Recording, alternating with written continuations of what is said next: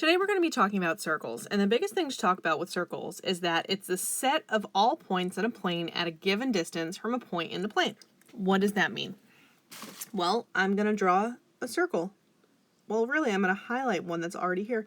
And you can see that I'm just going around and that it's a given distance from one point. And that point is right here. And that's actually the center. So I'm going to label it center.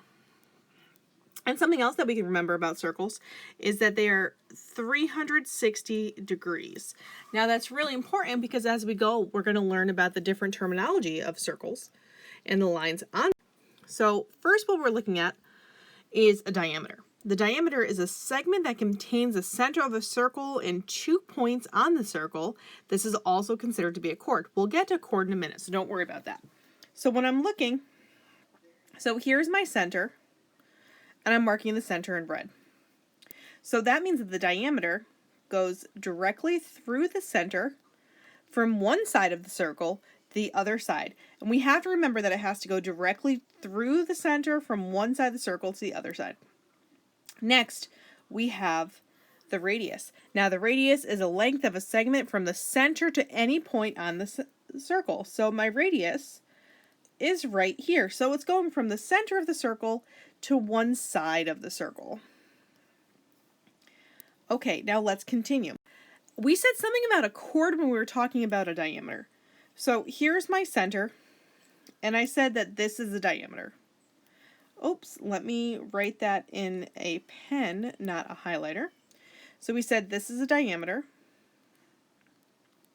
But a chord is a segment whose endpoints are on a circle. So if I look farther down, I see that I have a chord right here. Now, each endpoint is on the circle. That means that my diameter can also be a chord because it goes from one side of the circle to another side. Now, a chord can go through the center, but it doesn't have to. Next, I have an arc. Now, an arc is a part of a circle consisting of 2 points that are actually on the circle. So the easiest way to mark this is to highlight part of your circle. So right here, the part that I highlighted is actually an arc. Now, it's an arc because it's part of the actual circle, and a circle does not have a straight part in it. So we have an arc around it. Okay, let's continue on. Okay, so now we have the word secant. A secant is a line that intersects the circle at 2 points.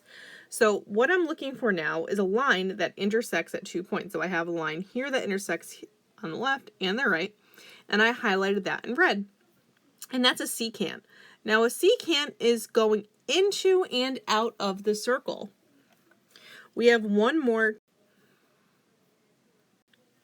page with 3 terms on it. So I have tangent, tangent segment, and point of tangency. I'm going to start with point of tangency, and I'm going to oh, that is not a highlighter. I used a pen instead. Let me fix that. So highlighter. Okay, point of tangency. So I'm actually going to highlight my point of tangency. Now this is a point where a tangent line meets the circle. So I'm even going to label point of tangency. And there's 2 points of tangency on this circle, and you'll see why in a second. Okay. So a tangent segment is one endpoint is outside of the circle, and the second endpoint is at a point of tangency. So that brings me down here. So this is my tangent segment.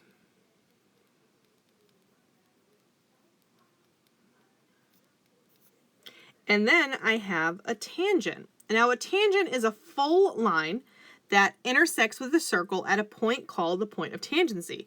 So if I look up here, I have a tangent line, and it goes and it meets the circle at one point, and then it keeps on going.